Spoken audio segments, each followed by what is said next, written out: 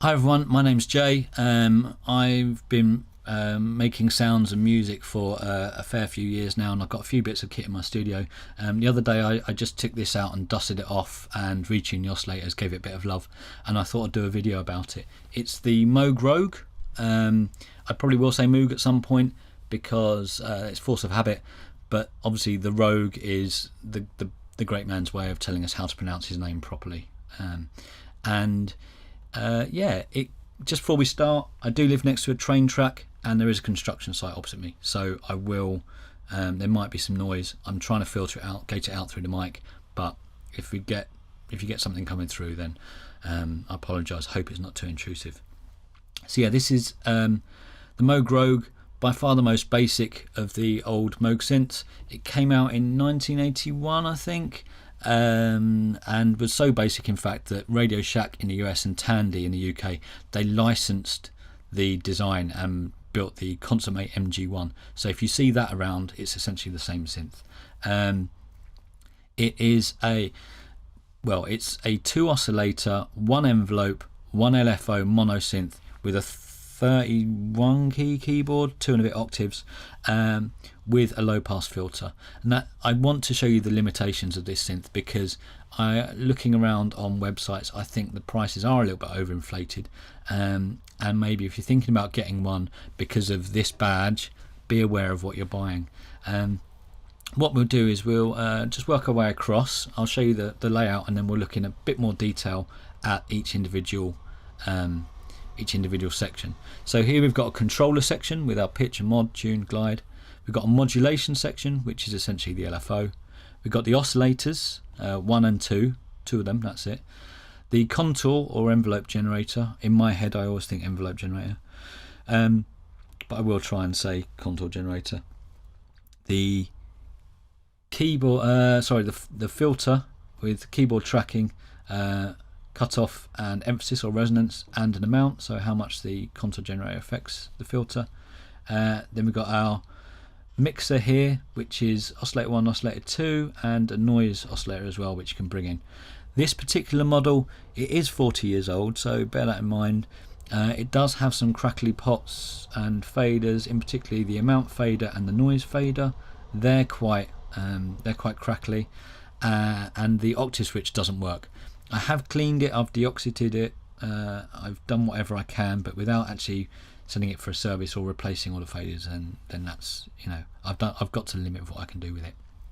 On the back, just so you're aware, there is an audio out. I won't tip it over and show you, but there's an audio out, an audio in, and there's a trigger in. It says trigger in, it's like a gate in, and a keyboard or CV in, so you can use gate and CV with it. They do come on the CV and gate are on a stereo plug, so it's because you can use it both as an input and an output. The input is on the ring of a stereo plug and the output is on the tip, but I have had to solder my own leads to make it work with other CV gear, so you'll need to be aware of that if you're buying one. Okay, right, so that's the general layout. I will quickly talk about the keyboard first. So the keyboard, I'll just turn it down, very, very lightweight. Yeah, I don't think Steinway have got anything to worry about with this really flimsy plastic late 70s, early 80s synth action. And also one limitation of the keyboard itself, well, it's a limitation for me because I'm not a great performer, I'm not a good pianist. So, but what I do like to do is, let's make sure this is up a bit, let's turn her up. I like to play broken chords or arpeggios with a root note and then the notes above it, but this keyboard itself is a low note priority, so the lowest note will always be the one that's sounding. So if I'm trying to do a D minor 7 arpeggio, it doesn't work. However, if I go down, it does work, and it's a bit of a limitation of the keyboard, and it's a bit of a limitation of me as a player. So yeah, just bear that in mind. Alright, so let's move on and look at each section in a bit more detail.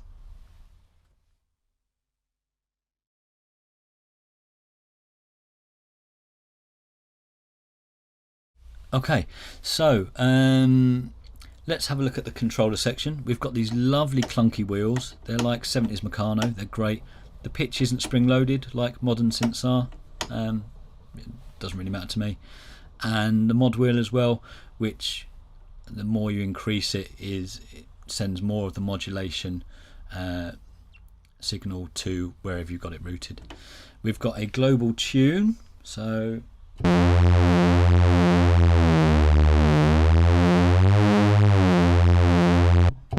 I will try and keep it as close to tuning as possible, just for those people out there who've got perfect pitch. I don't want to send you loopy. So we've got a global tune, we've got a portamento or glide,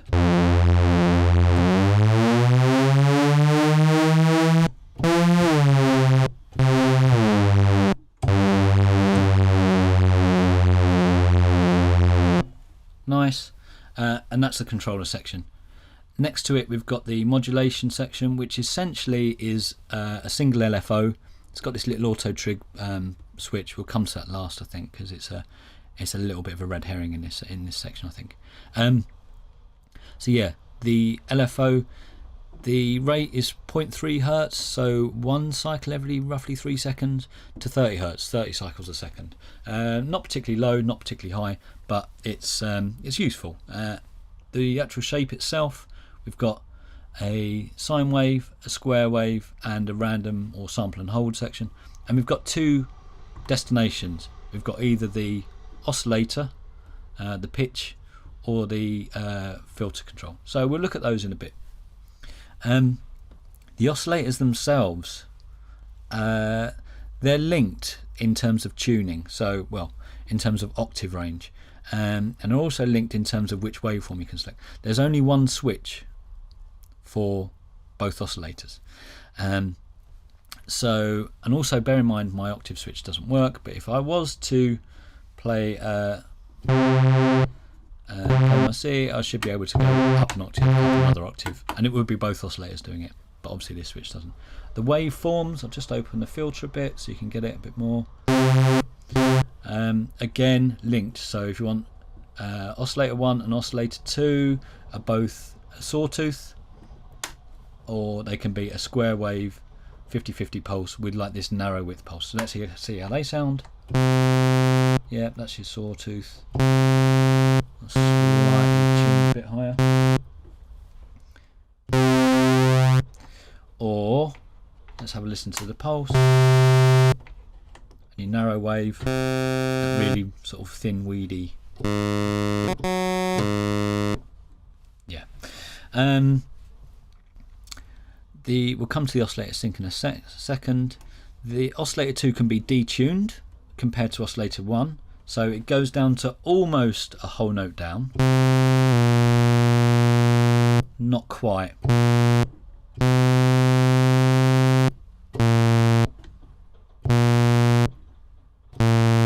Yeah, it doesn't quite get there. It goes above an octave and almost to an octave and a minor third. So let's sweep it up, shall we?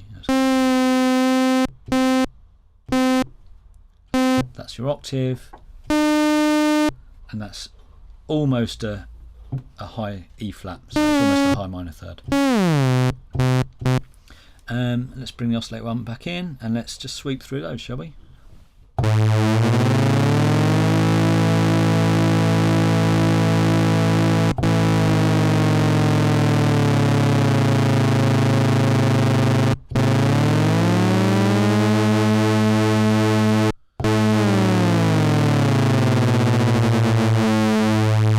Really nice. I think that's the way I use this synth most, actually, is with like that.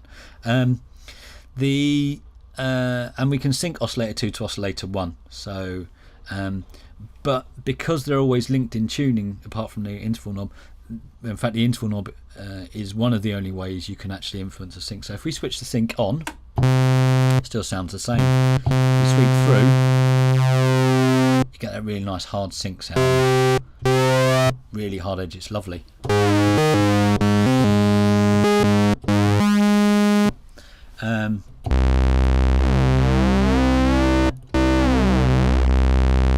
The other setting for the sync is contoured, which is essentially the envelope generator. We'll come back to that in a bit because it doesn't just involve switching the envelope generator into it, it involves using the filter as well. So we'll come back and we'll talk about that in a bit.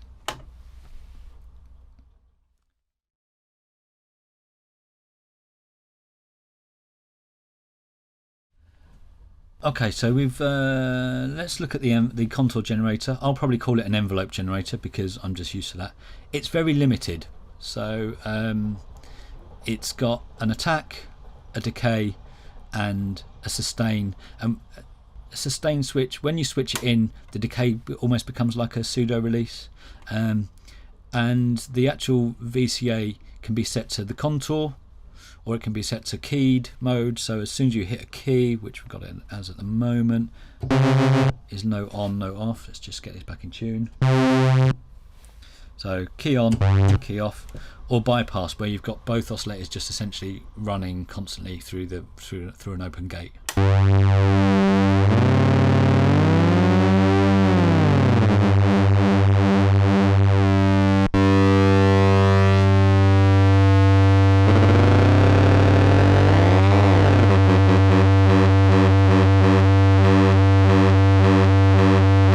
Okay, you get the idea.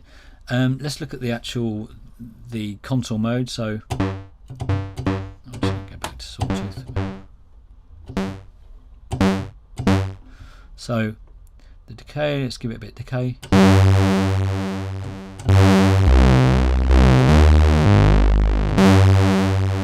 quite nice. Get a bit snappier.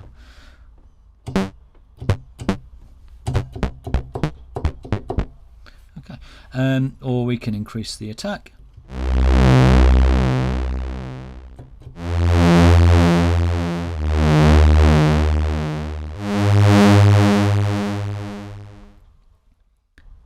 And let's bring the sustain in and give it a nice long decay.